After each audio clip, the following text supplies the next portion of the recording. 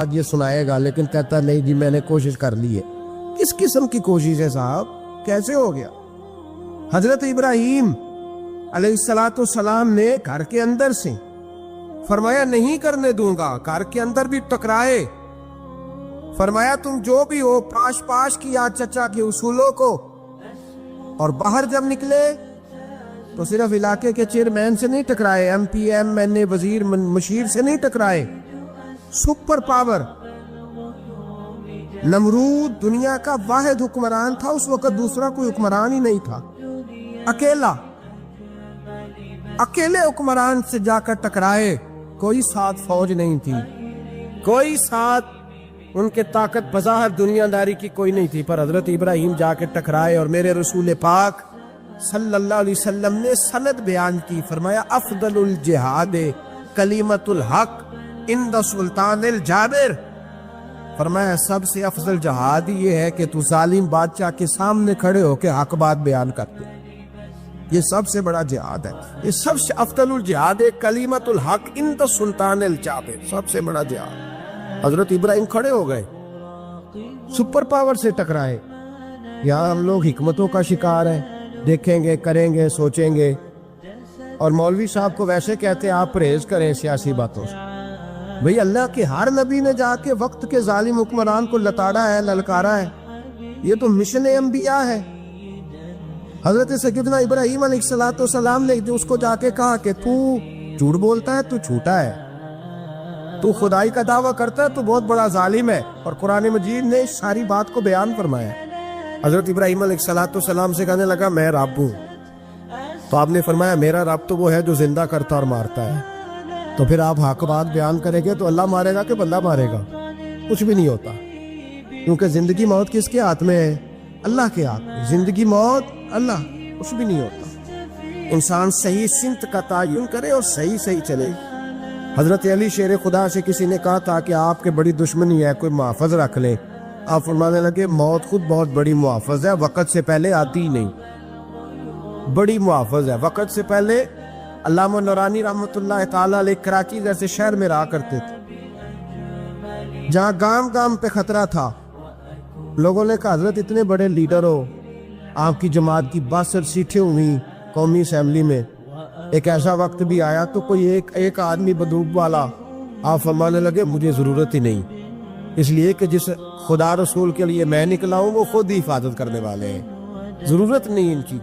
تو بھائی حضرت ابراہیم ٹکرائے، اور آپ کا انداز کیا ہے؟ جا کے کہا کہ تو نہیں، خدا وہ ہے جو زندہ کرتا، اور اس نے ایک بیوقوفوں جیسی دلیل دی۔ ایک آدمی کو کل پھانسی دینی تھی تو اس کو بلایا، کہنے لگا تجھے کب پھانسی ہے؟ اس نے کہا کل، کہنے لگا جا تجھے ذات کیا زندگی دی، اس کو چھٹی دے دی۔ ایک عام آدمی بیچارہ بیٹھا تھا، اس کو پکڑ کے نا کہنے لگا اس کی گردن اڑا دو، کہنے لگا دیکھ لو میں بھی زندہ کرتا اور مارتا ہوں، وہ جو کل مرنے والا تھا میں نے زندہ کر دیا ہے، اور جس کو پتہ ہی نہیں تھا کہ میں نے مرنا ہے اسے پکڑ کے میں نے مار دیا ہے۔ یہ بیوقوفوں جیسی دلیل ہے۔ حضرت سیدنا ابراہیم علیہ السلام چاہتے تو اسی وقت دلیل توڑ دیتے کہ تو کیا بیوقوفوں جیسی بات کر رہا ہے، اگر تو زندگی دیتا ہے تو مرے ہوئے میں جان ڈال کے دے جس کو تو نے مارا ہے۔ لیکن حضرت ابراہیم نے دیکھا کہ بیوقوف ہے، بیوقوفوں سے بحث نہیں ہوتی، دلیل بدل لی جاتی ہے، ان کی عقل کے مطابق بات کی جاتی ہے۔ حضرت ابراہیم فرمانے لگے میرا رب وہ ہے جو سورج مشرق سے نکالتا ہے اور مغرب میں غروب کرتا ہے، تو اگر رب ہے تو تو مغرب سے نکال کے مشرق میں غروب کر۔ فبہت الذی کفر، کافر لاجواب ہو گیا، اس کے پاس اس چیز کا کوئی جواب نہیں تھا۔ علامہ اسماعیل حقی نے خوبصورت فقرہ لکھا ہے، خوبصورت جان ڈال دی ایک جملہ کہہ کے۔ حضرت سیدنا علامہ اسماعیل حقی رحمۃ اللہ علیہ فرمانے لگے چونکہ نمرود بیوقوفوں جیسی باتیں کر رہا تھا، اگر وہ یہ کہہ دیتا نا کہ میں سورج کو نکالتا ہوں مشرق سے، میں غروب کرتا ہوں معاذ اللہ مغرب میں نکالتا ہوں، تو آپ اپنے رب سے کہیے کہ وہ مغرب سے نکال کے مشرق میں غروب کرے۔ علامہ اسماعیل حقی فرماتے ہیں رب کریم کی آواز قدرت تھی، مالک حضرت ابراہیم علیہ السلام کے اس، اگر وہ کہہ دیتا اور حضرت ابراہیم دعا کر دیتے تو رب کریم نے فرشتوں کو تیار بٹھایا ہوا تھا، فرمایا اگر یہ کہہ دے میرے خلیل سے کہ سورج مغرب سے نکال کے مشرق میں غروب کرنا ہے تو تیار رہنا، جس طرح خلیل کہیں گے ویسے ہی کر دیں گے۔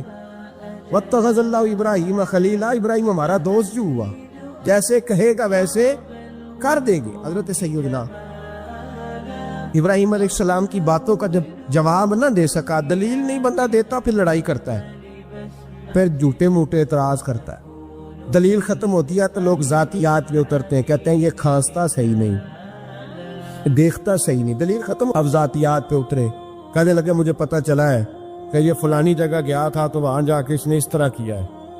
پھر لوگ ذاتیات پہ اترتے ہیں، جب دلیل کا جواب دلیل سے نہیں دے پاتے پھر ذاتیات پر اتر کر حملے کرتے ہیں۔ حضرت ابراہیم کے دلائل کا جواب نمرود نہ دے سکا تو کہنے لگا کہ اس کو آگ میں ڈال دو۔ قوم گئی ہوئی تھی ساری، آپ نے بات سنی ہوئی ہے، میں نے صرف اشارہ دینا ہے، میلے پہ تو حضرت سیدنا ابراہیم علیہ السلام نے سارے بت توڑ دیے، کلاڑا بڑے بت کی گردن پہ رکھا، واپس آئے کہنے لگے بت کس نے توڑے ہیں؟ تو فرمایا اس سے پوچھو جس کی گردن پہ کلاڑا ہے۔ کہنے لگے یہ تو بول ہی نہیں سکتا، تو فرمانے لگے بڑے بیوقوف ہو جو بولتا ہی نہیں، سنتا ہی نہیں، اپنا آپ نہیں بچا سکتا، اس کی پوجا کرتے ہو؟ کہنے لگے پکڑو، دلیلیں ختم ہو گئی، اس کو آگ میں ڈالو۔ بہت بڑی حویلی 45 فٹ مربع پہ مشتمل ایک حویلی بنائی گئی اور 45 فٹ اونچی۔ مختلف روایات، علامہ اسماعیل حقی کہتے ہیں کہ 3 مہینے تک نمرود نے کہا کہ اس کے اندر لکڑیاں ڈالو۔ لوگ پوچھنے لگے کتنی دنیا جلانی ہے؟ کہنے لگا بندہ تو ایک جلانا ہے، پر بندہ بڑا تگڑا ہے، ایک بندہ۔ 3 مہینے لکڑیاں ڈالی گئیں، اور لوگوں کی جو تہمات ہوتی ہیں نا وہ بڑی عجیب ہوتی ہیں۔ تہمات میں نے بڑی تفصیل سے رمضان مبارک میں گفتگو کی تھی، بدشگونی، تہمات لوگ لیتے ہیں۔ اس وقت بھی لوگ تہمات کا شکار ہو گئے، عقیدہ بگڑ جاتا ہے تو وہ عجیب و غریب باتیں کرنے لگتا، تہمات کا شکار ہو گئے۔ بیویاں نظر مانگتی، میں بیمار ہوں، اگر صحیح ہو گئی تو اتنے من لکڑی دوں گی حضرت ابراہیم کی آگ جلانے کی۔ ایک عورت لے کے جا رہی ہے لکڑیاں، تو ایک نیک دل آدمی نے اس سے پوچھا کہاں جا رہی ہو؟ کہنے لگی میں نے منت مانی تھی تو حضرت ابراہیم علیہ السلام کو معاذ اللہ جلانے کے لیے لکڑیاں لے کے جا رہی ہوں۔ تو وہ رب کریم کے بندے کہنے لگے تو ڈھونڈتی رہے گی، تجھے وہ جگہ ملے گی نہیں۔ وہ بی بی کئی مہینے گھومتی رہی، جگہ ہی نہیں ملی جہاں لکڑیاں ڈالنے، ماری گئی۔ تہمات کا شکار ہوئے بہت سارے لوگ، تہمات کا۔ بھائی تہمات دین کے اندر منع ہے، تہمات دین میں کوئی نظر ماننا، کوئی کسی بزرگ کے مزار میں جا کے سالے ثواب کے لیے کوئی چیز ماننا، یہ تو درست ہوا، لیکن غیر شرعی نظریں مان لینا کہ میں آ کے گرد چکر لگاؤں گا، میں جناب وہاں جا کے یہ والا تماشا کروں گا، میں دھاگا باندھوں گا، میں رسا کاٹوں گا، میں وہاں گندے ہو سے پانی پیوں گا، ان کی شریعت اجازت؟ یہ تہمات ہے، بدشگونی ہے، دین میں ان کی کوئی گنجائش؟ آپ نظر ماننے سے پہلے بھی کسی عالم سے رابطہ کرے کہ میں منت مانگنے لگا ہوں تو کیسے ماننی چاہیے، کا طریقہ پوچھے۔ ایسے ہی غلط چیز کی منت تھوڑی مان لی جائے گی۔ بہرحال آمدام برسرے مطلب حضرت ابراہیم کے لیے آگ جلائی گئی، 45 فٹ اونچی آگ ہے، پرندہ بھی اوپر سے گزرتا ہے تو نیچے گر جاتا ہے جل کے، اتنے دن لگا کے آگ جلائی گئی۔ اب حضرت ابراہیم کو جلایا جانے لگا ہے۔ یہاں تو موجیں ہے نا، جو کسی ادارے کا سربراہ ہے اس کے لیے موج ہے، کسی جگہ آفیسر بن گیا تو موج ہے، پیر صاحب کے لیے موج ہے، علامہ صاحب کے لیے موج ہے، خطیب صاحب کے لیے موج ہے۔ جلنا کس کو پڑتا ہے؟ وہ علی کوئی نہیں رہا اللہ، ماشاءاللہ وہ لوگ گزر گئے جو تکلیفیں سہ کے کام کرتے تھے، گزر گیا زمانہ۔ حضرت سیدنا ابراہیم علیہ السلام کو جلایا جانے لگا ہے تو اب اتنی بڑی آگ ہے تو ڈالے کیسے؟ شیطان نے تجویز دی کہ منجنیق بناؤ، منجنیق، بڑے بڑے بانس باندھ کے ان کے نیچے رسا باندھو، وہ جس طرح جھولنے کے لیے جھولا بنایا جاتا ہے اس طرح ایک منجنیق پرانے زمانے میں اس میں پتھر رکھ کے پھینکے جاتے تھے دشمنوں پہ، وہ منجنیق بنائی گئی کہ دور سے حضرت ابراہیم کو پھینکیں گے، ہاتھ حضرت ابراہیم کے باندھ دیے، پاؤں مبارک باندھ دیے، پوری زمین پہ ایک نام لینے والا خدا کا، اور اس کو آج رسیوں میں جکڑا ہوا ہے۔ جب پھینکا جانے لگا نا آگ میں، حوریں رونے لگی، فرشتے تڑپنے لگے، اے اللہ یہ کیا ہونے لگا؟ ایک تیرا خلیل اور وہ بھی آگ میں۔ فرمایا جاؤ جا کے اس سے کہو اگر تمہاری مدد لیتا ہے تو اسے بچاؤ۔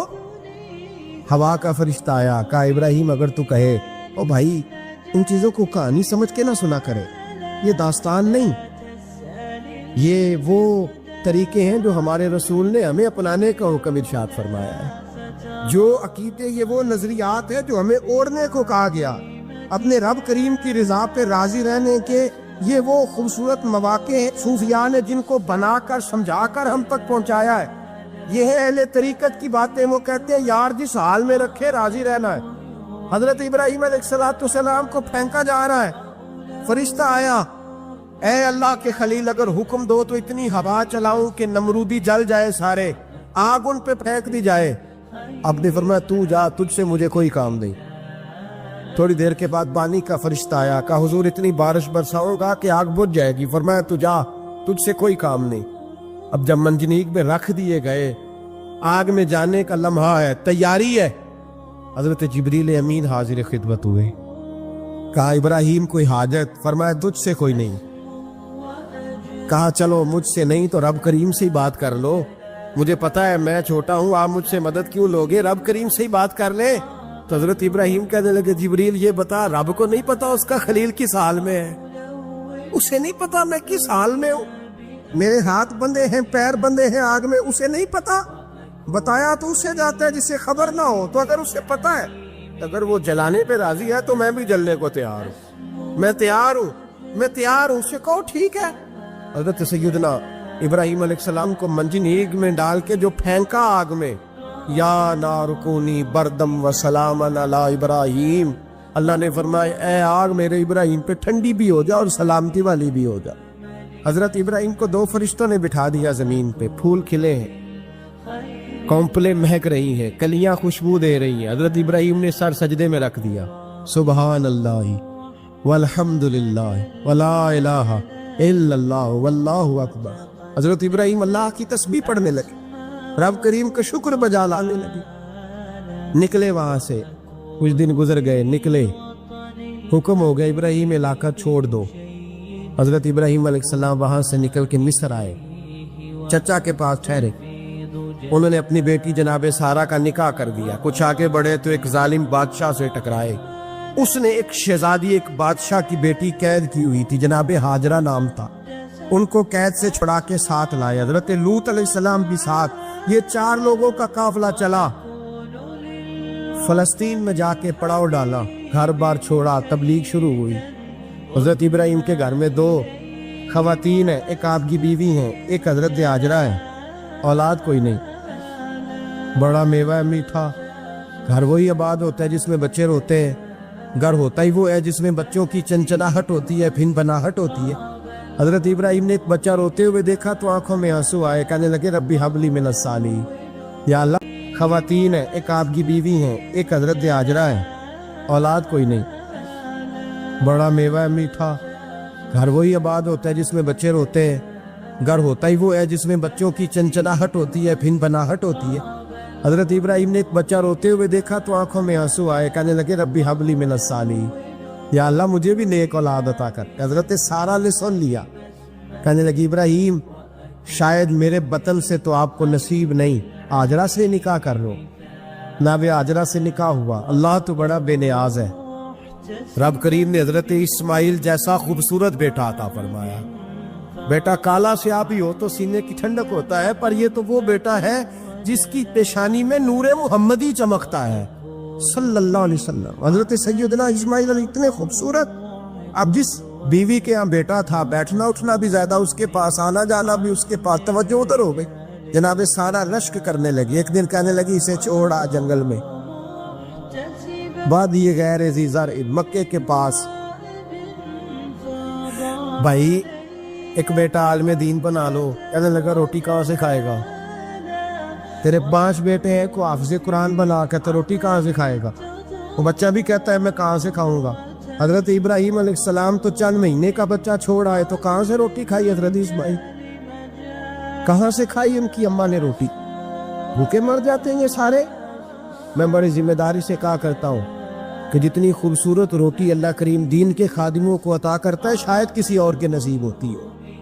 لیکن ہم لوگ توجہ ہی نہیں کر رہے, ہمارا ذوق ہی نہیں بن رہا, ہم یہ محنت ہی نہیں کر رہے کہ قوم کو مستند علماء کی ضرورت ہے, علاقوں کے علاقے خالی ہے, ادھر ہمارا مزاج ہی نہیں بن رہا, توجہ ہی نہیں دین کی خاطر. اور پھر چلے بچے تو بعد کی بات ہے نا, جو ابھی خود جوان ہے وہ بھی یہ دعا, ایک صاحب مجھے کہنے لگے میں دعا مانگ رہا ہوں اللہ مجھے بیٹا دے تو میں اسے دین پہ لگاؤں گا. تو میں نے کہا آپ بھی بوڑھے نہیں ہوئے, آپ خود ہی لگ جائیں, بیٹا تو ابھی آئے گا تو لگے گا نا, تو آپ تو اس وقت ہے تو آپ تو پہلے لگے نا صاحب, 2 گھنٹے تو نکال کے آئے, دین سیکھنے کو کافی ہے.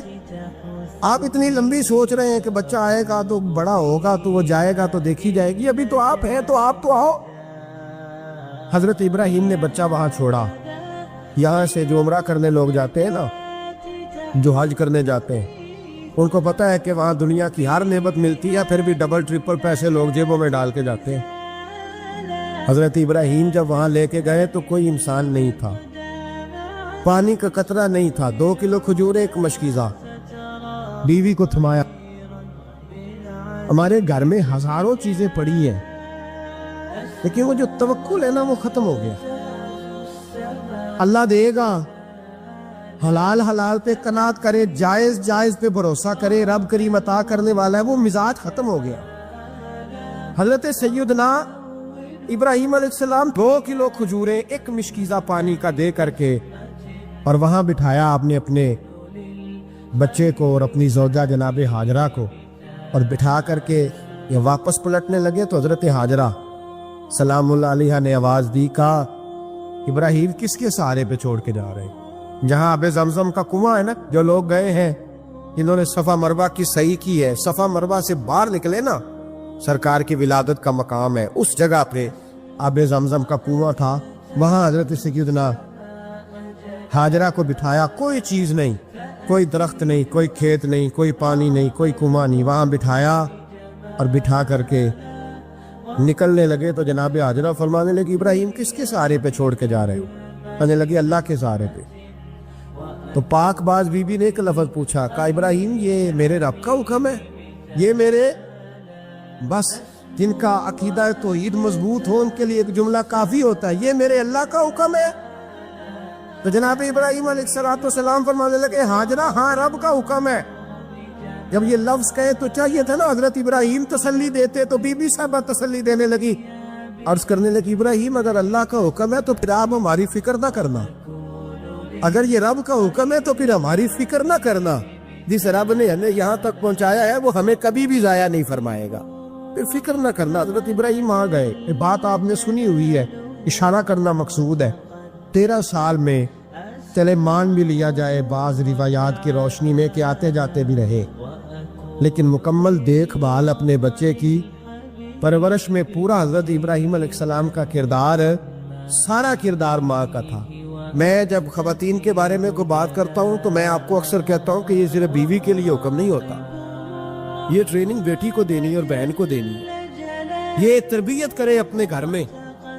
میں تجربے کی روشنی میں یہ بات عرض کیا کرتا ہوں کہ بھائی بچے باپ کے فرما بردار اس وقت ہوتے ہیں جب اماں انہیں باپ کا فرما بردار کرتی ہے, اور بچے باپ کے نافرمان بھی تب ہوتے ہیں جب اماں انہیں باپ کا. میں نے اپنے کانوں سے سنا ایک دفعہ ایک بچہ اپنے باپ سے کہہ رہا ہے آپ نے تو ساری زندگی باہر گزار دی, پیسے کمانا کون سا مشکل کا ہو, دکھ سکھ تو سارے اماں نے برداشت کی, سکولوں میں وہ جاتی تھی, فلانا کام وہ کرتی تھی, فلانا کام. اب یہ سوچ اس کی ذاتی تو نہیں, یہ اس کو دی گئی ہے, اور اگر اس کو یہ سوچ دے دی جائے کہ اماں کہے کہ میں تو اپنوں میں رہی ساری زندگی, میں نے تو اپنوں میں وقت گزارا, اور تیرا باپ تو کئی دفعہ جنازے بھی نہیں پڑھ سکا, نے تو ماں باپ ایسے دفن کر دیے, وہ اگر یہ سوچ فراہم کرے تو پھر بچہ باپ کا فرما بردار ہوتا ہے. اور یہ والی روایتیں ہم بیوی کو سناتے ہیں, حالانکہ کس کو سنانی چاہیے بولیے؟ بہن اور بیٹی کو. بہن اور بیٹی کو سنائیں گے باتیں, ان کو سمجھائیں تاکہ آگے جا کے وہ جو گھر ترتیب دے وہ گھر بڑا عمدہ اور نکھرا ہوا ہو. حضرت سیدنا ابراہیم 13 سال کے بعد آئے, کیونکہ گھر میں اللہ تبارک و تعالیٰ کی دوستی کا چرچا تھا, اللہ تبارک و تعالیٰ کی محبوبیت کا غلبہ تھا. 13 سال کے بعد فلما بالغ معہ السعی, بیٹا جب اتنا بڑا ہوا کہ ساتھ چلنے لگا, تو حضرت ابراہیم نے اپنے بیٹے کو بلا کے کہا بیٹا مجھے خواب آئی ہے, میں تجھے ذبح کر رہا ہوں، تیری کیا رضا ہے؟ تو حضرت اسماعیل کہنے لگے یا ابت افعل ما تؤمر، ابا جی اللہ جیسے حکم دیتا ہے میرے ساتھ ویسے ہی کریں، جیسے اللہ حکم دیتا ہے ویسے ہی بولیے، ویسے ہی کریں۔ حضرت حاجرہ کو کہا کہ ایک دوست نے دعوت کی ہے تو وہاں جا رہے ہیں، بی بی مطمئن ہے، تفصیلات کی ضرورت نہیں، ختم بات، اعتبار ہے، مطمئن ہو گئی۔ شیطان پیچھے سے آیا اماں کے پاس، ذرا تھوڑی دیر کے لیے تصور جمائیے، یہاں تو پڑوسن آ کے کوئی بات بتا دیتی ہے خاوند کے بارے میں تو کئی مہینے جھگڑا جاری رہتا ہے، پڑوسن محلے دار۔ شیطان نے آ کے بتایا لفظ کیا ہے، کہا حضرہ تمہیں پتہ ہے کہاں جا رہے ہیں؟ کہا دوست کی دعوت میں۔ تو کہنے لگے دوست کون ہے؟ رب کریم، اور ابراہیم کا خیال ہے کہ اس رب نے مجھے حکم دیا ہے کہ میں ذبح کروں۔ تو حضرت حاجرہ کہنے لگی کبھی باپ بھی بیٹا ذبح کرتے ہیں؟ شیطان کہنے لگا ان کا خیال ہے کہ ان کے رب نے حکم دیا ہے۔ جناب حاجرہ فرمانے لگی اگر رب نے حکم دیا تو پھر تو مجھے شیطان لگتا ہے، تو مجھے شیطان لگتا ہے۔ کا کیا مطلب؟ فرمانے لگی اگر رب کریم کا حکم ہے تو میرے پاس ایک اسماعیل ہے، اگر 1000 بھی ہوتے میں سارے اللہ کے رستے میں پیش کر دے دیتی، مالک کا ہی تو ہے سارا کچھ، اسی کا ہے، اس میں لیت اللہ کی کیا گنجائش ہے۔ حضرت سیدنا ابراہیم علیہ السلام نے بیٹے کے حلق پہ چھری رکھ بھی دی اور چھری چلا بھی دی، رکھ بھی دی، اور وہ تو اللہ کریم نے فرمایا یا ابراہیم قد صدقت الرؤیا، ابراہیم تو نے خواب سچا کر دکھایا، وہ قیامت تک تیرا نام رہے گا۔ حضرت ابراہیم نے وطن بھی دیا، جان بھی دی، بیٹا بھی، اللہ کریم نے دمبے دیے، فرمایا یہ فدیہ ہے۔ اب یہ قربانی قیامت تک حضرت ابراہیم کے طریقے کے مطابق جاری ہے۔ حضرت ابراہیم بہت بڑے مہمان نواز تھے، بہت بڑے۔ آپ جب مصر میں قیام تھا تو بڑے بڑے لمبے چوڑے لنگر پکتے تھے، لوگ آیا جایا کرتے تھے، بڑا تفصیل کے ساتھ کھانا ہوتا تھا۔ مہمان نوازی آپ کی خاص صفت مبارکہ ہے۔ ہمارے ہاں بھی مہمان نوازی ہوتی ہے امیروں کی، بلکہ اب تو مہمان نوازی اس طرح کی ہے کہ کل تیری میرے پاس دعوت ہے اور پرسوں میری تیرے پاس ہے، وہی امیروں میں وہ چکر رہتا ہے، پارٹیاں دوست ایک دوسرے کو ڈالتے ہیں، تیری طرف پارٹی تیری طرف، اور اسی انداز میں اب یہ عید آئے گی نا ٹکا پارٹیاں ہوں گی جگہ جگہ، اور لوگ سوال پوچھنے لگے ابھی سے، کہتے ہیں قربانی کا کتنا گوشت گھر رکھنا جائز ہے، قربانی کا کتنا گوشت گھر رکھنا جائز ہے؟ سارا ہی جی، اس لیے فریزر لے لے، فریج سے نہیں کام چلے گا، سارا ہی جائز ہے، گھر رکھنا سارا ہی جائز ہے، رکھ لیں۔ او خدا کے بندے، قربانی وہ بندہ دیتا ہے جو سارا سال ہی گوشت کھاتا ہے، صحیح کہہ رہا ہوں؟ قربانی صاحب نصاب صاحب استطاعت بندہ دیتا ہے نا، تو وہ سارا سال ہی گوشت، تو سارا گھر میں رکھنا بھی جائز ہے، لیکن سارا دے دینا بھی، تو جو آ رہی ہے اس پہ کیوں توجہ کرتے ہو، جو دوسرا جائز ہے اس پہ کیوں نہیں عمل کرتے؟ سارا تقسیم کرتے، بات ختم ہوئی۔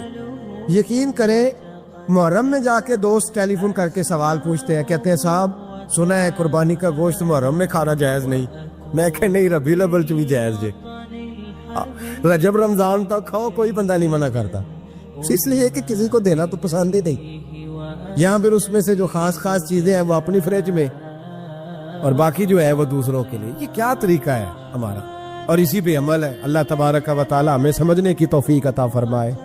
حضرت ابراہیم بہت بڑے مہمان نواز تھے، صرف قربانی نہیں دیتے تھے، سارا سال بہت سارا لنگر، بہت سارا کھانا پینا، بہت ساری چیزیں جاری رہتی، اور جتنے غریب لوگ تھے فلسطین کے ان کو پتا تھا کہ حضرت ابراہیم علیہ السلام کا لنگر جاری ہے۔ فلسطین میں جب آپ کا قیام تھا، ایک دفعہ ڈھیروں مہمان آ گئے اور کھانے کو کوئی چیز نہیں، حضرت سارہ اور جناب حاجرہ دونوں اس وقت موجود تھیں، وہ کہنے لگی ابراہیم بہت سارے مہمان آ گئے تو کیا کریں؟ جناب سارہ کہنے لگی کس طرح کر کے ان کی مہمان نوازی کرتے، اور حالات یہ ہے کہ قحط پڑا ہوا ہے فلسطین میں، مصر میں، دور دراز علاقوں میں۔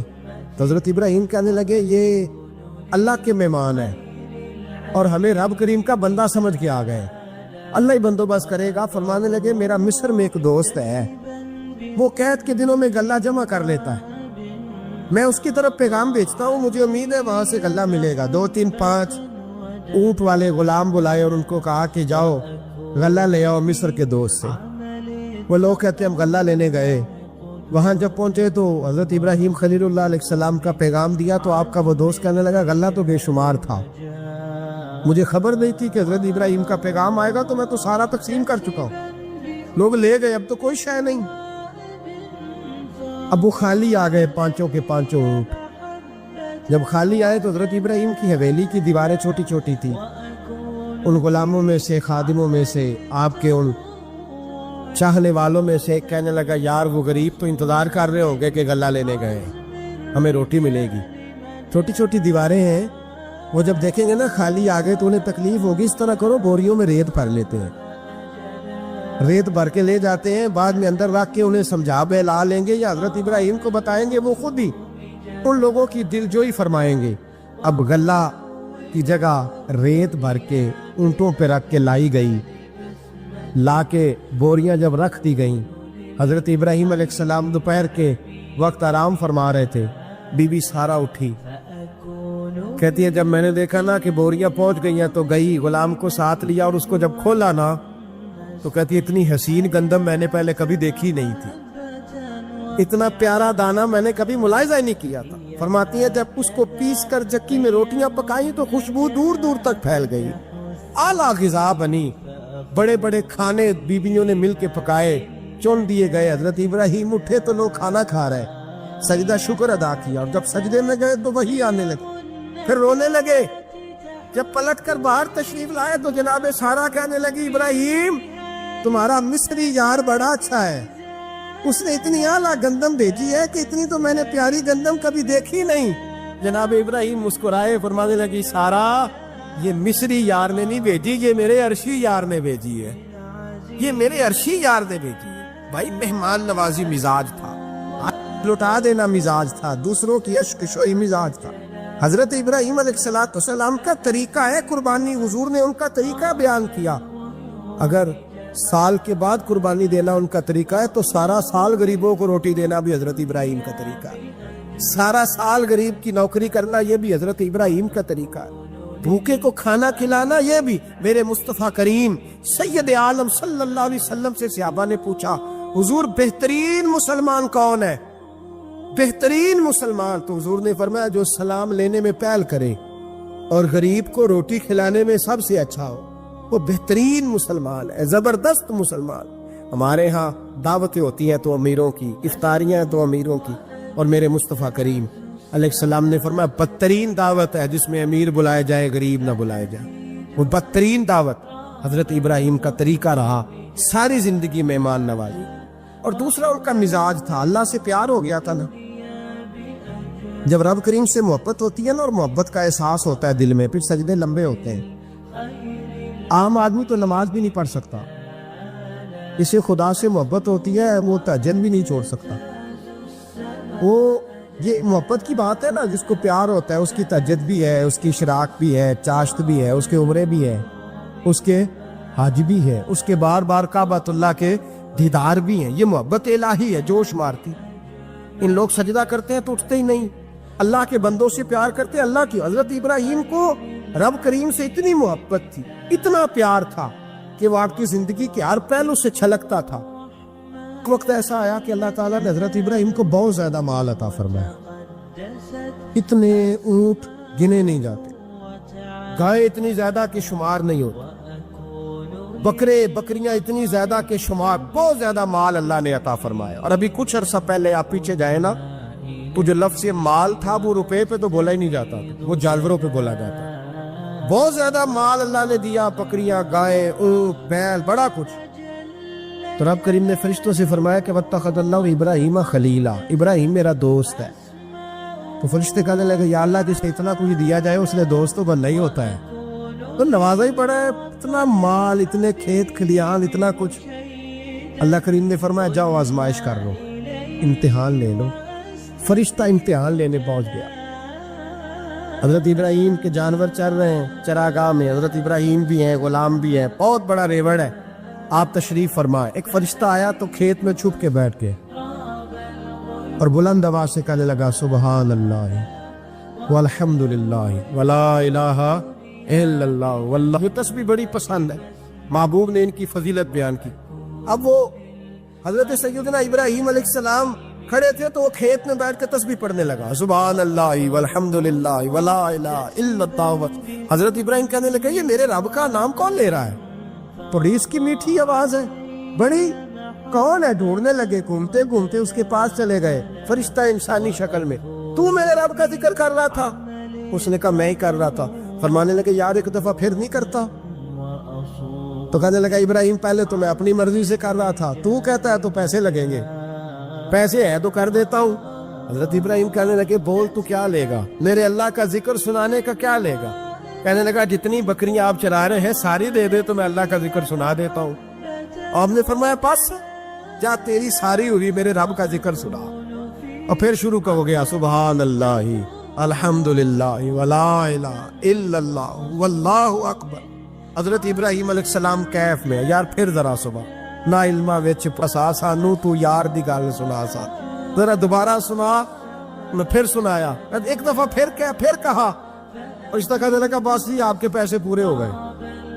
حضرت ابراہیم کہنے لگے چل ایک دفعہ اور سنا۔ کہنے لگا پیسے لگیں گے، تو کیا لے گا؟ کہنے لگا گائے بھینسیں ساری میری۔ فرمایا بس یار اتنی قیمت، تو سنا صحیح، سارا کچھ ہی تیرا۔ پھر شروع ہو گیا سبحان اللہ والحمدللہ ولا الہ الا اللہ واللہ اکبر۔ گائیں دے دی، پیسے دے دی، وہ ذکر سناتا ہے۔ حضرت ابراہیم کبھی مچلتے ہیں، کبھی روتے ہیں، کبھی آہیں پڑھتے ہیں، تو میرے رب کا نام لے رہا ہے، ذرا پھر سے لے، کیف جاری ہے۔ کہنے لگا بس بھائی۔ حضرت ابراہیم فرمانے لگے تو اور لے لے جو لینا ہے، مجھے ذکر سنا۔ اس نے کہا ابراہیم بکریاں میں لے چکا، گائے بھینسے میں لے چکا، اونٹ رہ گئے، سارے لے لوں گا پھر ذکر سناؤں گا۔ فرمایا جا تیرا ہوا تو ذکر سناتا رہ، میں دیتا ہوں۔ دے دیا، کچھ دیر ذکر کیا تو اب خاموش ہو گیا۔ حضرت ابراہیم خلیل اللہ علیہ السلام فرمانے لگے ذکر سنا۔ کہنے لگا ابراہیم اب تیرے پاس دینے کو کیا ہے؟ ہر چیز تو میں لے چکا۔ آپ فرمانے لگے یہ گائے بھینسے بکریاں چرانے کے لیے تجھے کوئی نوکر ملازم بھی تو چاہیے نا، تو اس طرح کر مجھے رکھ لے، میں روٹی نہیں مانگوں گا، کھانا نہیں مانگوں گا، تو اللہ کا ذکر سناتا رہنا، میں تیرے جانوروں کی نوکری کرتا رہوں۔ حضرت ابراہیم علیہ السلام نے جب یہ کہا نا، فرشتے کی آنکھوں میں آنسو آ گئے۔ دردامنی پہ شیخ ہماری نہ جائیے، ہم دامن نچوڑ دیں تو فرشتے وضو کریں۔ فرشتہ رو پڑا اور کہنے لگا ابراہیم مجھے سینے سے لگاؤ، آپ واقعی اس قابل ہے کہ اللہ آپ کو اپنا دوست بنائے، واقعی اس قابل ہے کہ رب آپ کو اپنا۔ حضرت ابراہیم علیہ السلام کا خدا سے محبت کرنے کا نرالا انداز، اور میرے بھائی یہی محبت انہیں میرے مصطفیٰ سے بھی تھی۔ ایک نبی گھر بنا رہا ہے، دوسرا بنوا رہا ہے، حضرت اسماعیل علیہ السلام پتھر اٹھا کے لا رہے ہیں، جناب ابراہیم بنا رہے ہیں۔ جب خانہ کعبہ بن گیا تو کہنے لگے ربنا وابعث فیہم رسولا، اے اللہ اب اسے بسانے کے لیے اپنا آخری رسول بھی عطا فرما۔ نبی پاک فرماتے میں دعا ہوں حضرت ابراہیم کی، یہ قربانی حضرت ابراہیم کا طریقہ ہے۔ حضور نے اگرچہ نبی پاک کی اپنی سنت تھی، یہ بھی کہہ سکتے تھے سنتی و سنت ابیکم ابراہیم، میری سنت ہے اور تمہارے باپ ابراہیم کی سنت ہے، یہ نہیں فرمایا۔ جب صحابہ نے کہا قربانی کیا ہے، فرمایا سنت ابیکم ابراہیم، جو تمہارے باپ ابراہیم کی سنت ہے۔ سلیمان علیہ السلام کا ذکر ہے، وہ داؤد علیہ السلام کے وارث تھے، بیٹے تھے، اور انہیں پرندوں کی بولیاں سکھائی گئی۔ جنات اور انسانوں کے لشکر کا ایک فوجی ڈسپلن کے ساتھ ان کے پاس حاضر رہتے تھے۔ وہ جو ان کا لشکر تھا نا، اس میں انسان بھی تھے، جن بھی تھے، اور اس کے اندر پرندے بھی تھے۔ ان کا لشکر تھا، وہ ہمیشہ ان کے پاس رہتے۔ حضرت سلیمان علیہ السلام گزر رہے تھے تو ایک مقام سے آپ گزرے جہاں چیونٹیاں بڑی کثرت کے ساتھ تھی۔ تو ایک چیونٹی جو ان چیونٹیوں کی سردار تھی، ان چیونٹیوں کی بڑی تھی، اور مفسرین کرام نے یہ بھی لکھا ہے کہ وہ تھی بھی، ایک آنکھ اس کی کوئی نہیں تھی، ایک ٹانگ اس کی کوئی نہیں تھی، لیکن اس حال میں بھی وہ چیونٹی جو تھی وہ چیونٹیوں کی قیادت کر رہی تھی۔ تو حضرت سیدنا سلیمان علیہ السلام کا لشکر جب وہاں سے گزرا تو وہ کہنے لگی یا ایھا النمل ادخلوا مساکنکم، کہنے لگی چیونٹیوں اپنے بلوں میں گھس جاؤ، کہیں ایسا نہ ہو کہ سلیمان علیہ السلام کا لشکر بے دہانی میں، سلیمان کا لشکر توجہ نہ کرے اور تمہیں پاؤں کے نیچے مسل دے، لہذا اس طرح کرو کہ تم اپنے اپنے بلوں میں گھس جاؤ۔ حضرت سلیمان ابھی 3 میل دور تھے، تمام مفسرین نے لکھا ہے 3 میل دور تھے تو وہاں سے چونٹی بولی تو قرآن کہتا ہے کہ حضرت سلیمان اس کی بات سن کے ہنس پڑے. فتبسم ضاحکا، آپ اس کی بات سن کے ہنس پڑے. دیکھو یہ چونٹی کیا کہہ رہی ہے، ذرا غور کرنا بات پر کہ حضرت سلیمان 3 میل دور فاصلے پر چونٹی کی بات بھی سن لیتے. مولوی نے قرآن کی آیت پکی یاد کر لی، انا بشر مثلکم. کہتا ہے حضور نے کہا میں تمہاری طرح کا بشر ہوں. نبی ہماری طرح ہوتے ہیں جی. تو وہ تو 3 میل دور چونٹی کی آواز سن لیتے تھے. اس کے کان میں چونٹی رکھو بلا، اسے کہو کہ بتا بلا کیا کہتی ہے. وہ جو بتائے گا پھر دوڑ لگا دے گا شاید. کان میں رکھو، اس کو کہو بتا چونٹی کیا کہتی. اور اگر یہ لفظ نہ ہوتے قرآن کے کہ جب انہوں نے سنا تو ہنس پڑے، یہ جملے نہ ہوتے تو شاید اس کو بھی نہ مانتے. لیکن حضرت سلیمان نے سنی چونٹی کی بات. اور اگلی بات کہنے لگا ہوں، بڑے خوبصورت لفظ لکھے ہیں مفسرین نے. فرماتے ہیں دیکھو ایک چونٹی نے ایک جملہ بول کے اپنے قبیلے کی خیر خواہی کی تو رب نے اس کا جملہ بھی قرآن میں بیان فرما دیا. تو جو ساری زندگی لوگوں کو جملے بول بول کے کہے رب رسول کی طرف آ جاؤ تو اللہ قیامت میں اس کی بات کو قائم نہیں فرمائے گا. جو بھی کسی کی خیر خواہی کرے وہ ایک جملہ بول کے کرے اور ہو بھی چونٹی. تو اگر اللہ اس کا ذکر قرآن میں باقی رکھتا ہے تو میں اور آپ اگر کسی کی خیر خواہی کریں گے تو انشاءاللہ ذکر باقی رہے گا. شرط یہ ہے کہ کریں خیر خواہی کرو کسی کی، ایک جملہ بول کے بھی کرو، چونٹی بھی ہو تو اللہ قرآن میں ذکر باقی فرما دیتا ہے. تو اللہ تبارک و تعالیٰ نے اس بات کا ذکر قرآن مجید میں فرمایا. اس پر کئی کچھ لکھا ہے. اسی طرح سے ایک بات اور لکھی ہے ہمارے مفسرین نے کہ حضرت سلیمان ایک دن اسی طرح نکلے، قحط بڑھ گیا تھا، بارش نہیں ہوتی تھی. تو حضرت سلیمان باہر میدان میں نکلے دعا کرنے کے لیے، خشک سالی. تو جب آپ گئے تو ایک چونٹی اپنے پر پھیلا کے دعا مانگ رہی.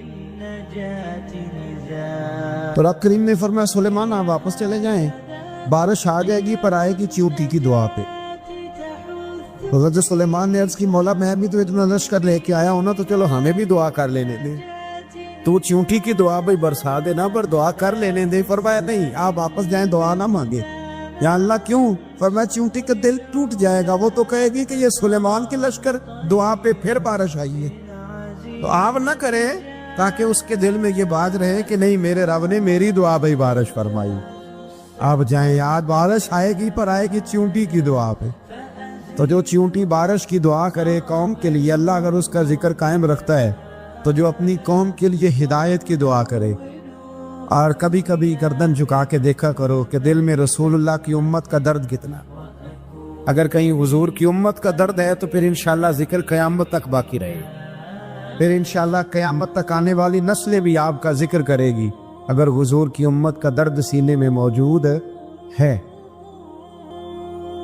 اسی طرح سے پھر حضرت سلیمان کے لشکر میں نا ایک ہدہد نامی پرندہ بھی تھا، لشکر کا کارکن تھا پرندہ. ہدہد غائب تھا. تو حضرت سلیمان کہنے لگے کدھر گیا وہ ہدہد؟ نظر نہ آج آیا سخت سزا دوں گا.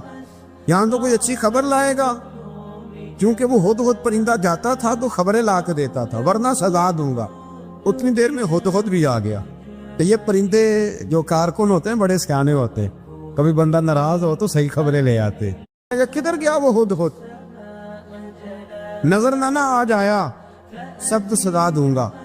یہاں تو کوئی اچھی خبر لائے گا، کیونکہ وہ ہدہد پرندہ جاتا تھا تو خبریں لا کے دیتا تھا، ورنہ سزا دوں گا. اتنی دیر میں ہدہد بھی آ گیا. تو یہ پرندے جو کارکن ہوتے ہیں بڑے سیانے ہوتے ہیں، کبھی بندہ ناراض ہو تو صحیح خبریں لے آتے. تو صحیح خبر لے کے آ گیا. آتے ہی آ کے بیٹھا تو اس نے حضرت سلیمان علیہ السلام نے کہا کہاں تھے؟ عرض کرنے لگا حضور میں ملک سبا گیا تھا، وہاں ایک عورت حکمرانی کرتی، اس کا نام بلقیس ہے، بہت بڑے تخت پہ بیٹھتی ہے. 80 گز اس کا تخت لمبا ہے، 40 گز چوڑا ہے، اور شاید 80 من کے 80 ٹن اس کا وزن ہے. تو حضور وہ سورج کو پوچھتے ہیں. حضرت سلیمان نے فوراً خط لکھا، فرمایا جا کے اسے میرا خط دے دو کہ یہاں تو کلمہ پڑھ کے ہماری فرما بردار بن جائے، ورنہ تیار ہو جائے. جو اللہ کے غیر کو پوچھتے ہیں ہم ان کے خلاف جنگ کریں گے. وہ جب لے کے گئے نا خط یہ حدود گیا تو وہ میٹنگ کر رہی تھی، اس کے وزیر مشیر سارے بیٹھے تھے، اس نے جا کے خط پھینک دیا ملکہ بلقیس کی جھولی میں، اس نے خط پڑھا تو ڈر گئی، وزیروں کو بلایا، حضرت سلیمان، قرآن کہتا ہے حضرت سلیمان نے کہا تھا خط پھینک کے نا تو سائن میں ہو کے سننا وہ کیا کہتے، بندوں کے لیے منع ہے، پرندوں کے لیے جائز ہے، بندوں کے لیے منع ہے سائڈ پہ ہو کے سننا، ہاں جس کی جاسوسی کی ڈیوٹی ہو، کفر کی جاسوسی، اس بندے کے لیے بھی جائز ہے۔ تو یہاں ایک تو وہ پرندے تھے، دوسرا کفر کی جاسوسی کر رہے تھے، سائڈ پہ ہو کے سننے لگے۔ تو ملکہ بلقیس کہنے لگی اب کیا کرنا ہے، یہ خط آیا ہے۔ وہ کہنے لگے ہم تیار ہیں، آپ حکم کریں، ہم لڑنے کو تیار ہیں، لڑیں گے۔ وہ کہنے لگی نہیں، تیزی نہ دکھاؤ، قرآن مجید کہتا ہے کہ وہ کہنے لگی جب لڑائیاں ہوتی ہیں تو شہر تباہ ہوتے، ملک کھنڈر بن جاتے، لڑائی مسئلے کا حل نہیں ہے۔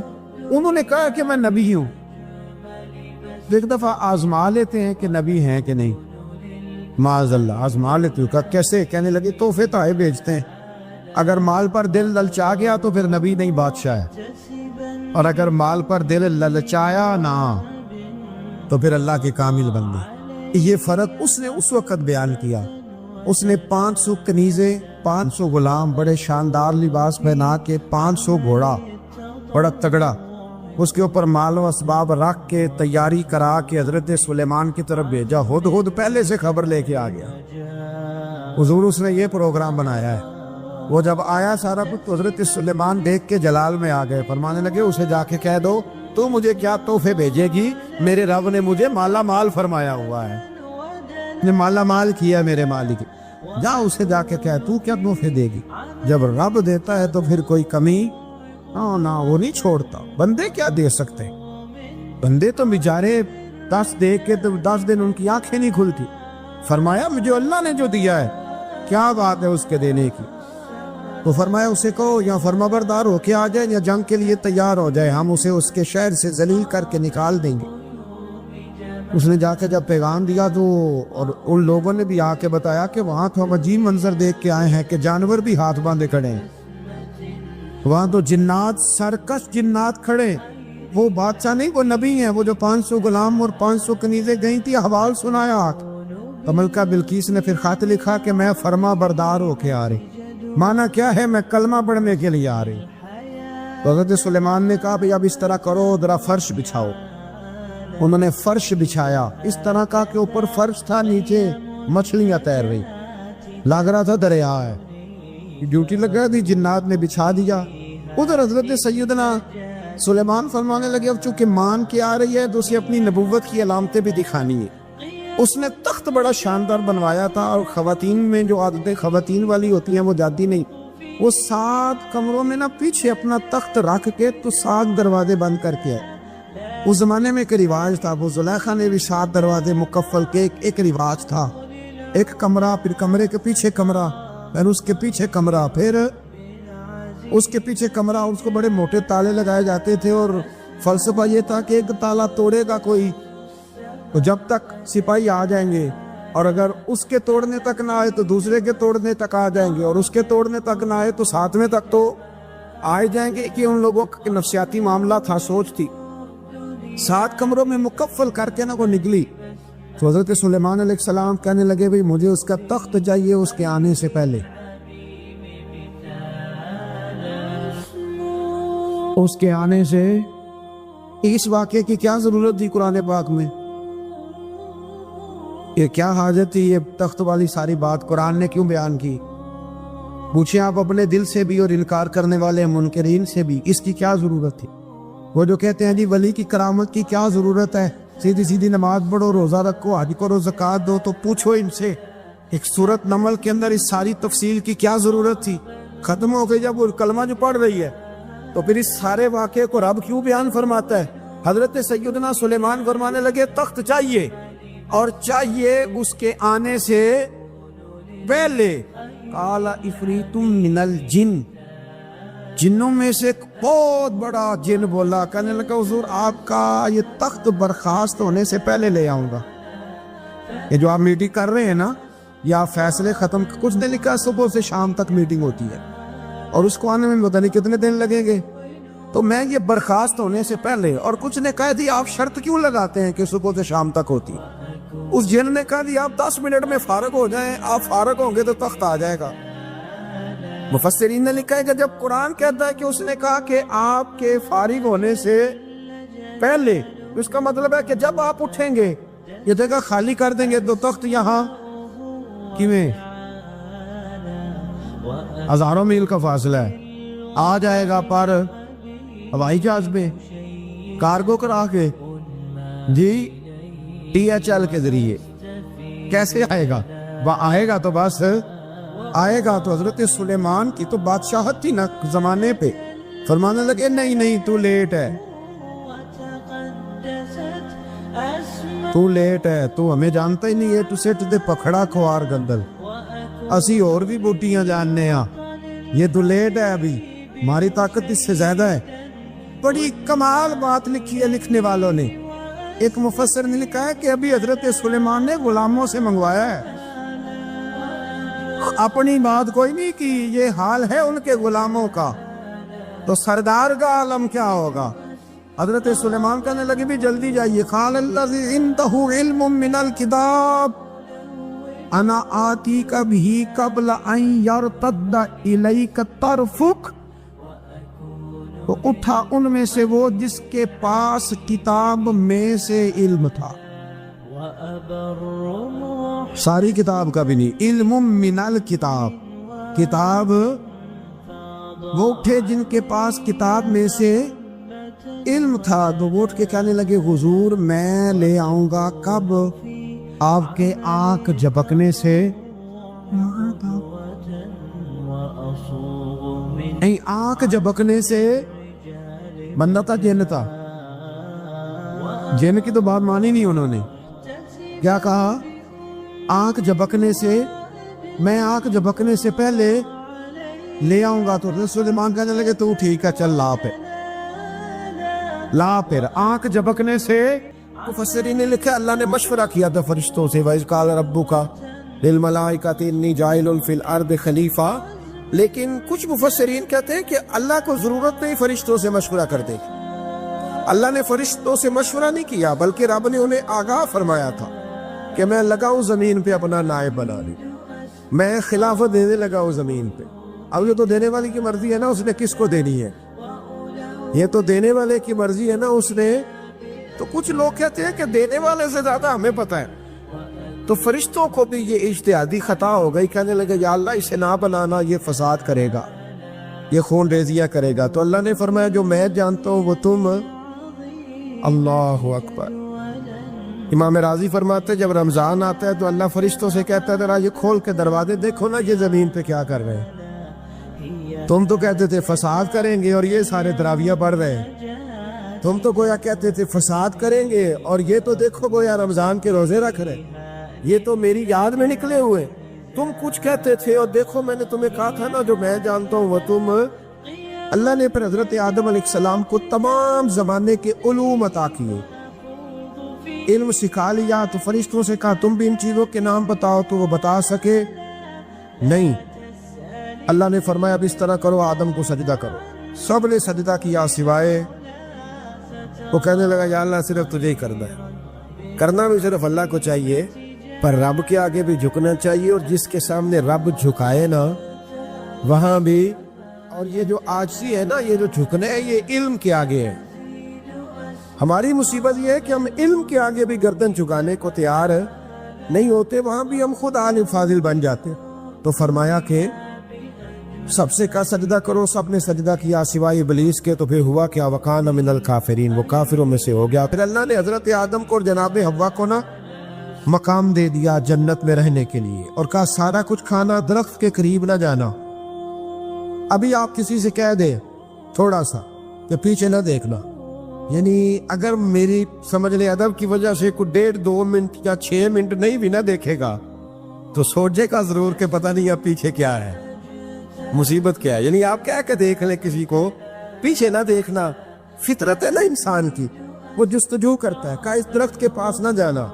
تو حضرت حوا سلام اللہ علیہ کہتے ہیں دل میں خیال رہتا تھا کہ آخر ہے کیا درخت کے پاس، یہی انسان کا عقیدہ توحید ہے کہ جہاں سے رب منع کر دے وہاں وہ منع ہو جائے، اور یہ ان کی خطا نہیں تھی، یہ اللہ کی حکمت تھی، چونکہ رب نے تو پہلے کہہ دیا تھا بنایا اس زمین کے لیے، تو یہ تو سارا کچھ ہونا تھا تو زمین پہ آنا تھا نا۔ تو حضرت حوا اور جناب آدم کے پاس شیطان آیا، اس کو نکال تو دیا تھا پر ابھی اس کا جنت میں آنا جانا بند نہیں ہوا تھا، یہ بھی اللہ کی حکمت تھی۔ تو وہ کہنے لگا تمہیں پتہ ہے بعد میں مر جاؤ گے؟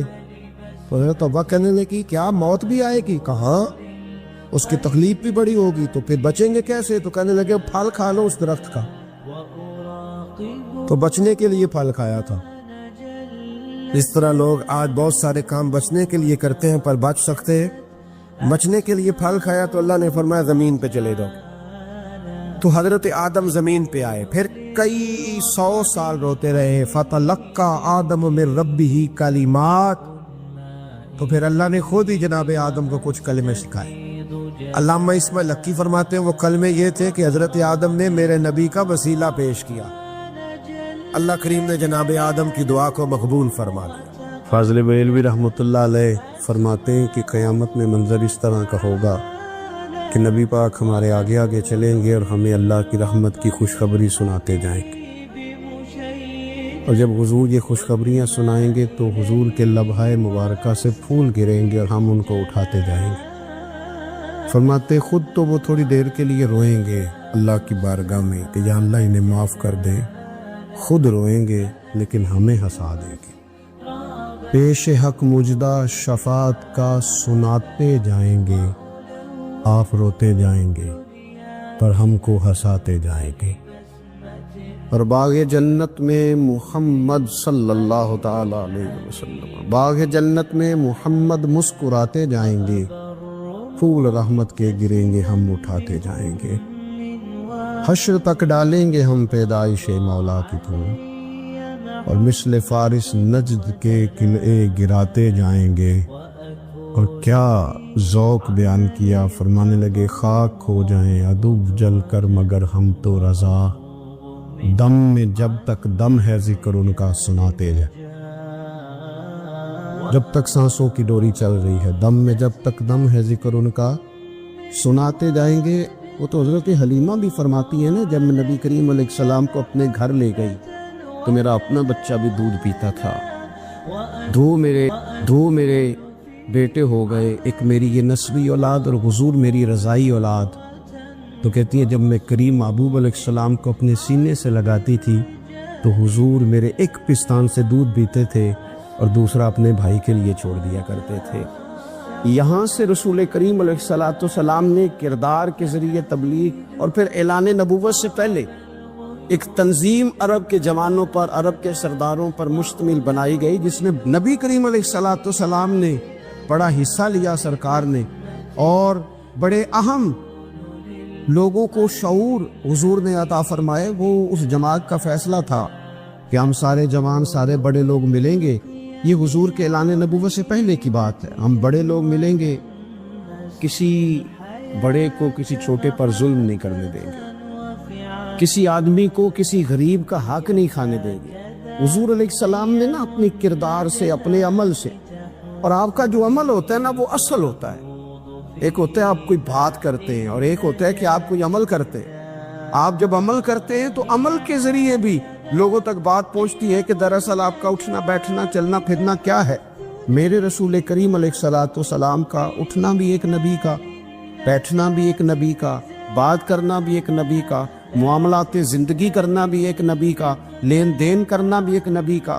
ایک شخص کہتے ہیں میں نے اعلان نبوت سے پہلے حضور علیہ السلام سے کوئی چیز خریدی تھی اور میں نے عرض کیا تھا آپ یہاں تشریف رکھے، میں پیسے لے کے آتا ہوں، میں 3 دن کے بعد آیا۔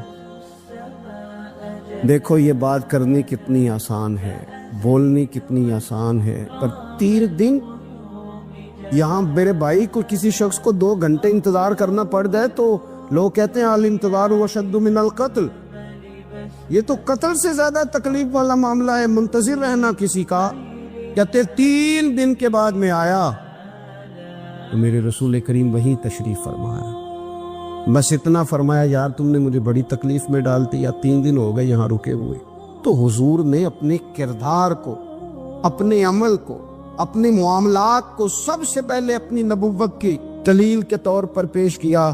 کسی نے کیا خوب کہا تھا کہ جو تیری جان کے دشمن ہے وہ بھی کہتے ہیں، وہ جو تیری جان کے دشمن ہے، بظاہر تو آئے ہیں نا ہجرت کی رات جان لے لے، لیکن امانتیں حضور کے گھر میں رکھی ہوئی ہیں، امانتیں کاشانہ نور پہ پڑی ہیں۔ وہ جو تیری جان کے دشمن ہے وہ بھی کہتے ہیں کہ امین تو ہے اور صداقت کی آبرو تو ہے، امین بھی تو ہے، صداقت کی آبرو تو ہے۔ تو پہلے کردار، پھر دوسری بات، اللہ تعالیٰ نے اپنے محبوب علیہ السلام کو اپنا مطلق نائب بنا کر، اپنا محبوب اعظم بنا کر، ویسے ہی سارے انسانوں کے بارے میں کہا وَإِذْ قَالَ رَبُّكَ لِلْمَلَائِكَةِ إِنِّي جَاعِلٌ فِي الْأَرْضِ خَلِيفَةً، میں زمین میں اپنا نائب بنانے والا ہوں۔ لیکن حضور علیہ السلام تو محبوب ہے نا، حضور کی نیابت تو محبوبیت کے درجے پر فائز ہے، تو رسول پاک کو رب کریم نے اس طرح کا بنا کے بھیجا کہ حضرت عبداللہ ابن رواحہ رضی اللہ تعالیٰ عنہ بیان فرماتے ہیں کہ اگر حضور کوئی معجزہ نہ بھی دکھاتے، نبی کریم علیہ السلام سے کوئی اعجاز لوگ نہ بھی دیکھتے، تو محبوب کا تو چہرہ ہی اس طرح کا تھا، لوگوں نے دیکھتے جانا تھا اور کلمہ پڑھ کے جانا تھا۔ لیکن باوجود اس کے میرے رسول پاک کا اعجاز یہ ہے، کمال یہ ہے کہ حضور کبھی اشارہ کر دیں تو چاند دو ٹکڑے ہو جائے، کبھی دعا مانگ دیں تو ڈوبا ہوا سورج واپس آ جائے، کبھی محبوب گزرنے لگے تو پتھر آپ پر سلام پڑے، کبھی حضور پہاڑ پر چڑھ جائیں تو پہاڑ وجد میں آ کر جھومنے لگے، محبوب کا کبھی نماز پڑھاتے ارادہ بن جائے تو اللہ تعالیٰ قبلے کا رخ ہی تبدیل فرما دے۔ کیا خوبصورت سوچ ہے اور کیا نظریہ دیتے ہیں بریلی کے امام، فرماتے ہیں اجابت کا جوڑا عنایت کا صحرا، دلہن بن کے نکلی دعائے محمد، اور اجابت میں جھک کر گلے سے لگایا بڑی ناز سے جب دعائے محمد، دیکھو خدا کی رضا چاہتے ہیں دو عالم، خدا چاہتا ہے رضائے محمد صلی اللہ تعالی علیہ وسلم۔ اور ایک مقام پہ فرماتے ہیں نائب دست قدرت پہ لاکھوں سلام، نائب دست قدرت پہ لاکھوں سلام۔ تو اللہ تعالیٰ نے نبی پاک صلی اللہ تعالی وسلم کو جو اعجاز، پھر ایک اور بات، حضور امی ہے، دنیا میں آ کر محبوب نے کسی سے پڑھا ہی نہیں، میرے محبوب نے جتنا پڑھا ہے رب کریم سے ہی پڑھا ہے۔ الرحمن علم القرآن خلق الانسان، رحمان نے قرآن سکھایا پھر انسان بنایا۔ اللہ تبارک و تعالیٰ کی بارگاہ کرم سے حضور نے لیا، رسول کریم امی ہیں، یہ بھی حضور کی نبوت پر ایک بڑی دلیل۔ دیکھو ایک ہوتا ہے کوئی آدمی بچپن سے ہی کسی چیز سے شغف رکھے اور جب اس کی عمر بڑی ہو جائے تو کہتے ہیں اس کا تجربہ بڑا ہو گیا ہے، یہ پہلے اس شعر کہتا تھا، کوئی ادبی جملہ کہتا تھا، تو اب اس کی یہ کام کرتے کرتے عمر بڑی ہو گئی ہے تو رسوخ حاصل ہو گیا۔ 40 سال کی عمر مبارک تک نبی کریم نے ایک شعر بھی نہیں کہا۔ حضور علیہ السلام نے کبھی کوئی ایسی بات، ویسے تو حضور کی ہر بات حکمت والی، لیکن جس کو عرب کے لوگ اپنے لہجے میں شاعری یا اپنے لہجے میں ادب کہتے تھے، وہ حضور نے بیان نہیں فرمایا۔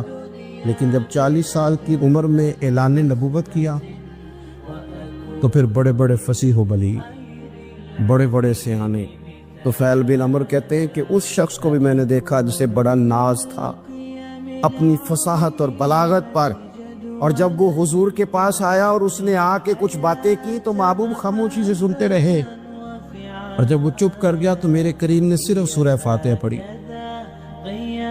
کبھی اٹھتا تھا، کبھی بیٹھتا تھا، کبھی غور کرتا تھا، کبھی دائیں جاتا تھا، کبھی بائیں جاتا تھا، پھر کہنے لگا بتاؤ نا کلام کس کا ہے؟ فرمایا اس رب کا، اس رب کا، اس رب کا جس کا میں رسول بن کے آیا ہوں۔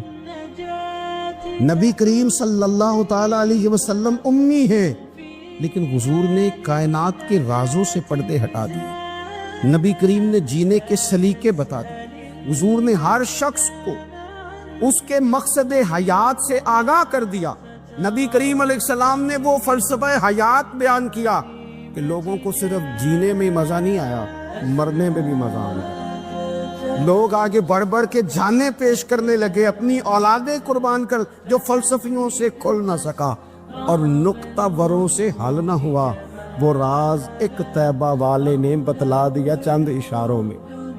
محبوب کریم امی ہیں، لیکن حضور نے اس طرح دنیا کو سکھایا، اس طرح دنیا کو پڑھایا، اس طرح حضور نے علم کے چراغ اور دیپ روشن کیے کہ قیامت تک جسے روشنی ملے گی نا، اسے صرف دروازہ مصطفیٰ سے ملے گی، اسے رسول کریم علیہ السلام کے در دولت سے ملے۔ کچھ لوگوں نے کہا کہ اپنے پاس سے آیات بنا کے لاتے، اپنے گھر میں بیٹھ کے دعوے کر لینا تو کوئی مشکل کام نہیں نہ ہوتا، سارے لوگ ہی کر لیتے، بلکہ وہ ہمارے ایک بزرگ کہا کرتے تھے، خیالی پلاؤ پکائیے تے گھیو کدے بھی کٹ نہ پائیے، کیونکہ کون سا پیسوں کا ڈالنا ہے، زیادہ ڈالیں، ہاں اور زیادہ ڈالیں۔ بہت سارے لوگ ہیں آج بھی، کچھ لبرل ہیں بیچارے، کچھ دین بیزار طبقہ ہے، وہ کہتے ہیں جناب ہمیں تو جدید باتیں بتائیں، ہمیں تو نئے اسلوب کے مطابق لے کے چلے، ہمیں تو او بھائی سن، میرے نبی پاک علیہ السلام نے فرمایا میرا قرآن کبھی پرانا نہیں ہوتا،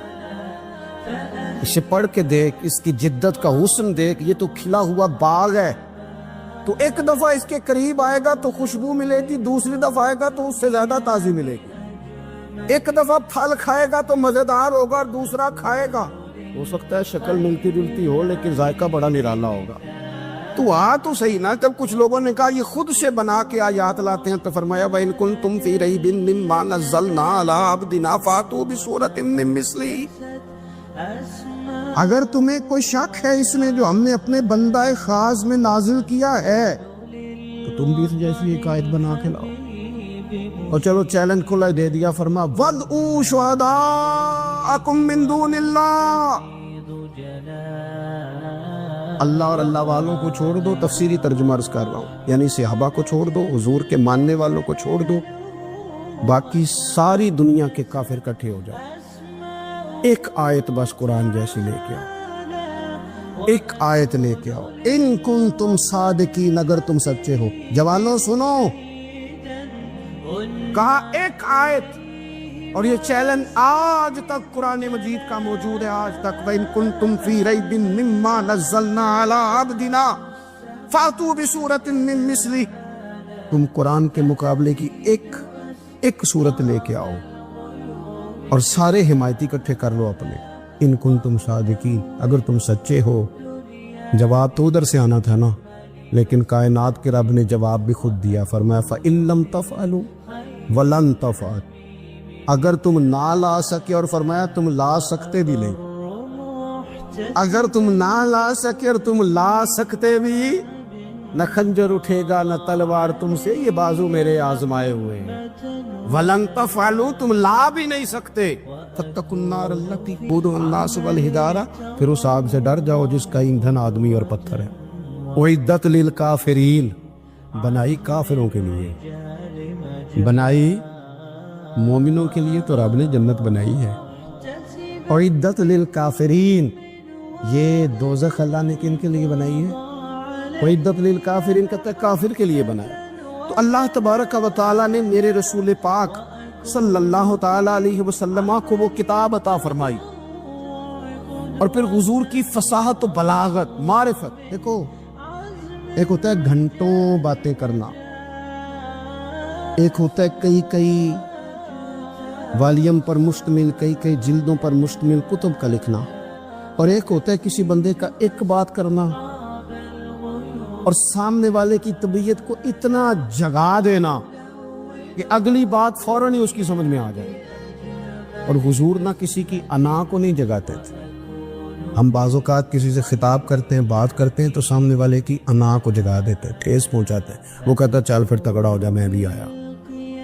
حضور انا نہیں جگاتے تھے، میرے نبی پاک ضمیر جگاتے تھے تاکہ وہ شخص فیض حاصل کر سکے، اسے کچھ ملے۔ نبی کریم کا جو انداز تکلم ہے وہ اس طرح کا ہوتا تھا کہ انسان خود بخود کھل اٹھتا تھا کہ مطلب یہ بات ہونے کیا لگی ہے، مطلب حضور کیا فرمانے لگے۔ نبی کریم صلی اللہ تعالی علیہ وسلم، ایک دن محبوب کریم نے صحابہ کے بیچ حضور کی فصاحت و بلاغت دیکھے، فرمایا محبوب نے کتنا نادان ہے وہ شخص جو اپنے ماں باپ کو گالی دے۔ کھلی ہو گئی لوگوں کی آنکھیں، کان کھڑے ہو گئے کہ یا رسول اللہ کون ایسا بدبخت ہے جو ماں باپ کو گالی دے گا۔ اب جب سوالات ذہنی سطح پر پوری طور پر ابھر گئے نا، تو اب رسول کریم نے بات سمجھائی۔ یہ ہے فصاحت و بلاغت، تیرے آگے ہیں یوں دبے لچے فصحا عرب کے بڑے بڑے، کوئی جان منہ میں زبان نہیں بلکہ جسم میں جان نہیں۔ یا رسول اللہ کون ایسا نالائق ہے جو ماں باپ کو گالی دے؟ اب جب ذہنی سطح یہاں تک ابھر آئی تو اب حضور نے سمجھایا، اور میں جب تم کسی کے ماں باپ کو گالی دو گے نا تو وہ بھی تو جواب میں تمہارے ماں باپ کو دے گا نا، تو فی نفس ہی یہ تم نے خود ظلم کیا ہے اپنے ماں باپ پر۔ کیوں تم نے ایسا لہجہ اختیار کیا کہ جس سے سامنے والے کی انا جاگ جائے اور وہ تمہارے مقابلے میں آ کر کے کھڑا ہو جائے؟ کیوں تم نے اس طرح کے انداز اختیار کیے کہ جس سے سامنے والا بھی سارے پنجے کھڑے کر کے باہر نکل آئے اور کہے آ جاؤ پھر میں بھی میدان میں حاضر ہوں؟ رسول کریم کی فصاحت، بلاغت دیکھیں نا، حضور 2-4 جملوں میں ساری بات سمجھا جاتے ہیں۔ ایک حدیث پاک اگر ہماری سمجھ میں آ جائے، ایک روایت نبی پاک صلی اللہ تعالیٰ علیہ وسلم نے فرمایا، خوبصورت مسلمان وہ ہے جو بے مقصد باتوں کو چھوڑ دے۔ لو، اس سے پوری زندگی سجائی جا سکتی ہے، ایک جملے سے پوری زندگی سواری جا سکتی۔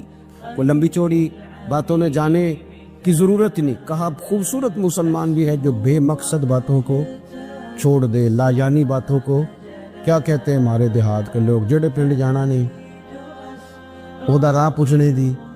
لیکن آج کل لوگ باز آندے، یعنی جس بات کا بالکل تعلق نہیں نا وہ بات بھی کرتے جاتے ہیں، جس کا شعبہ ہی نہیں، اور بھی چھلانگ لگا کے اس میں آ جاتا ہے۔ ہم اپنا وقت ضائع کرتے ہیں، اپنی صلاحیتیں ضائع کرتے ہیں، اپنا نقصان کرتے ہیں، ہم اپنا کام صحیح کر کے نہیں کرتے اور دوسری ساری دنیا کو ٹھیک کرنا چاہتے ہیں۔ او بھائی، آپ جس جگہ جس شعبے سے تعلق رکھتے ہیں آپ اپنے معاملات میں مضبوطی پیدا کریں۔ حضور نے اپنی فصاحت کے ساتھ، بلاغت کے ساتھ لوگوں کو قائل کیا، اور قرآن مجید کی تاثیر کا یہ اثر میرے کریم رسول نے دکھایا کہ رات کو جب حضور بیٹھ کے قرآن پاک پڑھتے تھے نا، جب یاسین والے نبی خود یاسین کی تلاوت کریں، جب طٰہٰ والے محبوب خود طٰہٰ کی تلاوت کریں، غور کرو نا، جب مدثر والے محبوب خود ان جملوں کو ادا کریں، یعنی جن کے بارے میں آیت آئی ہے، جب وہی یہ آیت پڑھیں کہ اِنَّا أَعْطَيْنَاكَ الْكَوْثَرَ، یعنی جن کا ذکر ہو رہا ہے، جب وہ یہ بات کریں کہ یا ایھا النبی انا ارسلناک شاہدا ومبشرا ونذیرا لتؤمنوا باللہ ورسولہ وتعزروہ وتوقروہ وتسبحوہ بکرۃ واصیلا، جن کے بارے میں آیت آئی ہے، جب وہ یہ کہہ رہے ہوں کہ ورفعنا لک ذکرک، جب وہ کہہ رہے ہوں والضحیٰ واللیل اذا سجا، ذرا اس کیفیت کو دیکھیں جب محبوب خود پڑھ رہے ہوں، اور جو حضور پر آئی ہیں اس کا ذائقہ، اس کا لطف، اس کا انداز بھلا کیا ہوگا۔ حضور جب رات کو پڑھتے تھے نا قرآن پاک، تو جو پکے کافر تھے نا، ابو جہل جیسے لوگ، وہ بھی جھاڑیوں میں چھپ چھپ کے مدینے والے کی تلاوت سنا کر حضور کی تلاوت سنا کرتے تھے۔ یہی بہتر ہے کہ پردوں میں وہ پردہ پوش رہے، وہ اگر پردے ہٹا دے تو کسے ہوش رہے۔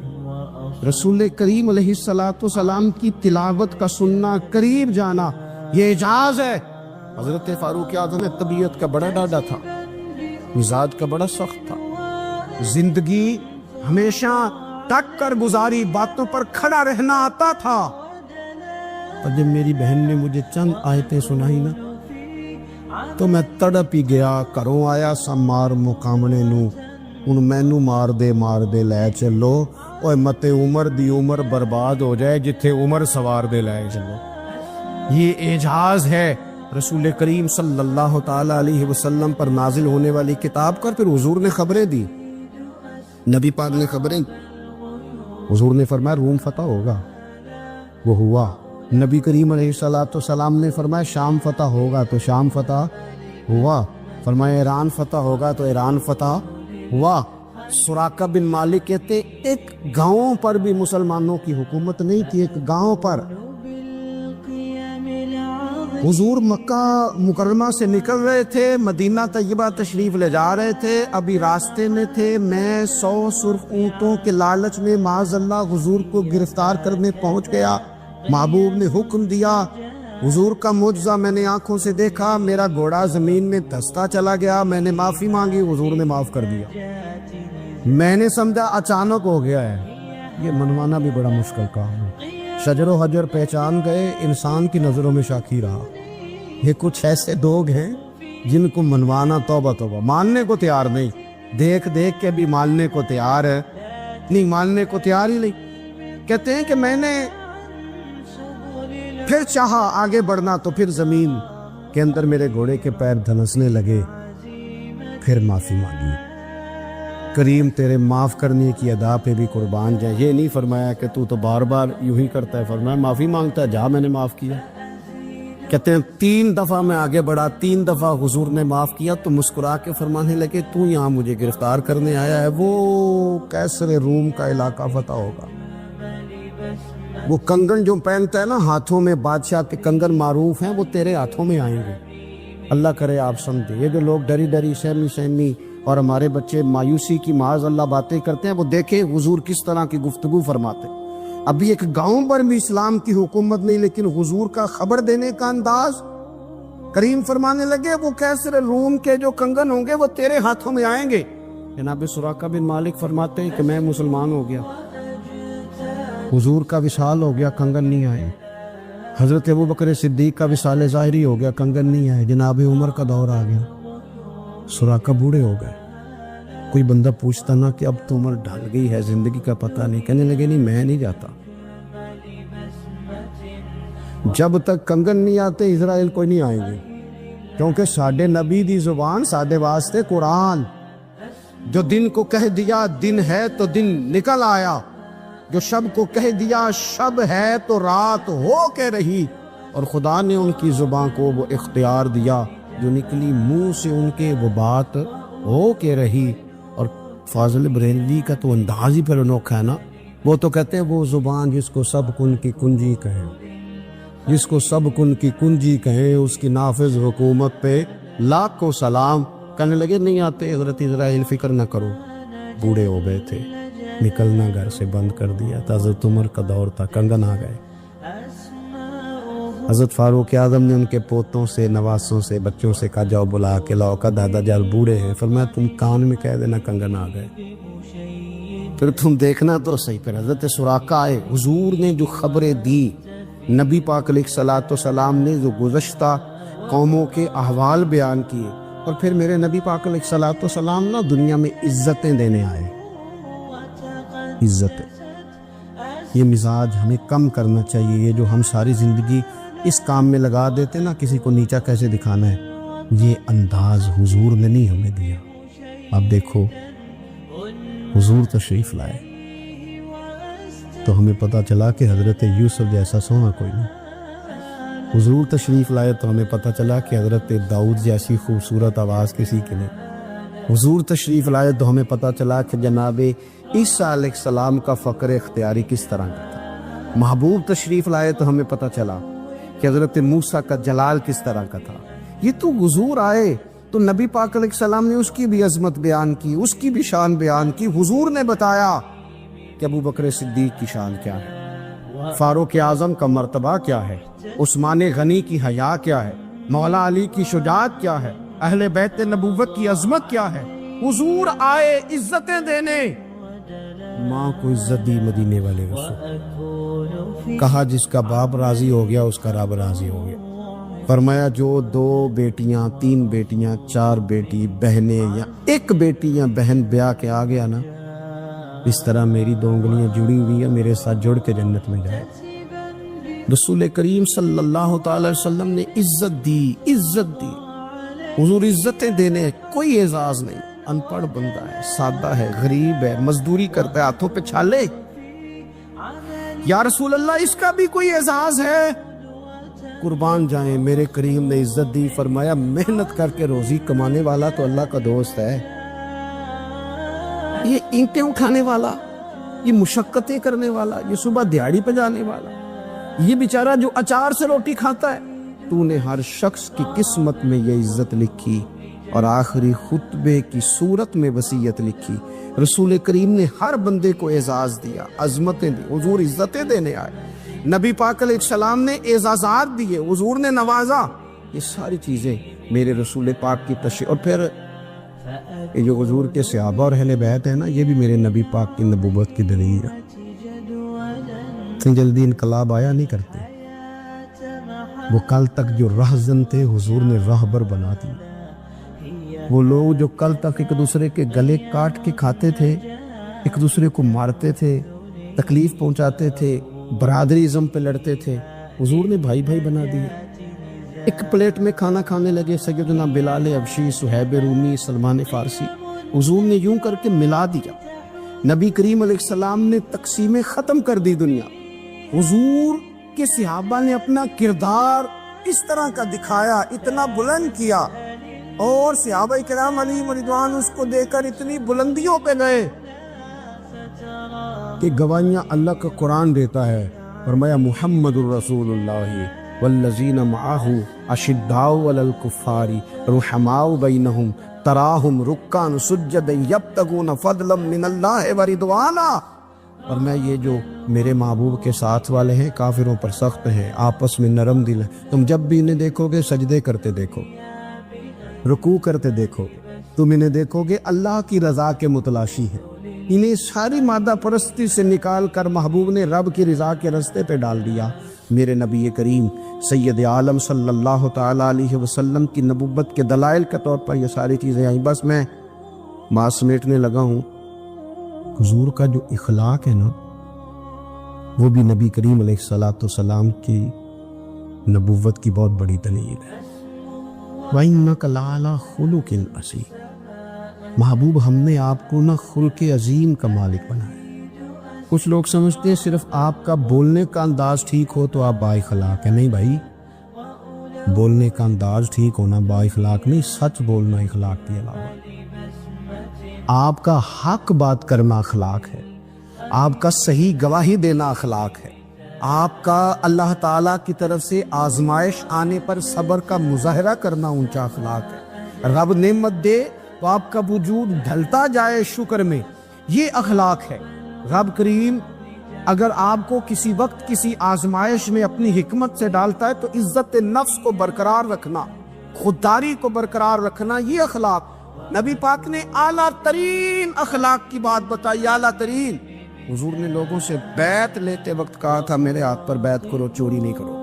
نبی پاک علیہ السلام نے مختلف امور پر بیعت لی. حضرت حکیم بن حزام کہتے ہیں حضور نے میرے ہاتھ پہ ہاتھ رکھ کے کہا میرے ہاتھ پہ ہاتھ رکھ کے بیعت کرو کہ کسی دنیا دار سے سوال نہیں کرو گے، خودداری سے زندگی گزارو گے، عزت نفس سے.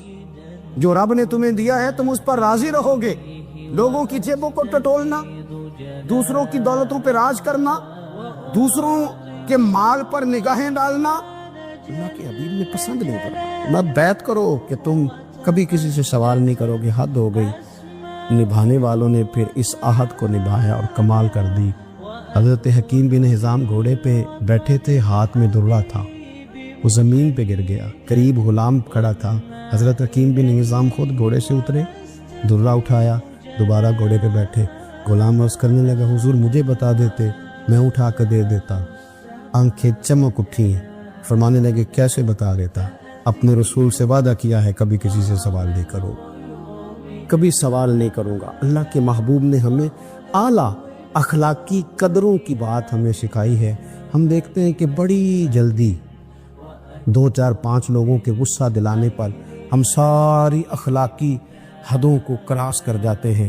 دوستو ہمارا ایک ویژن ہونا چاہیے، ہمارے ذاتی رویے بڑے معتبر ہونے چاہیے. لین دین کے معاملات کے اندر مسلمانوں کو بڑا صاف ستھرا ہونا چاہیے. ہمیں اپنی معاشی زندگی میں روزمرہ کے معاملات میں ہماری توجہات کا مرکز صرف اللہ رسول کی ذات ہونی چاہیے.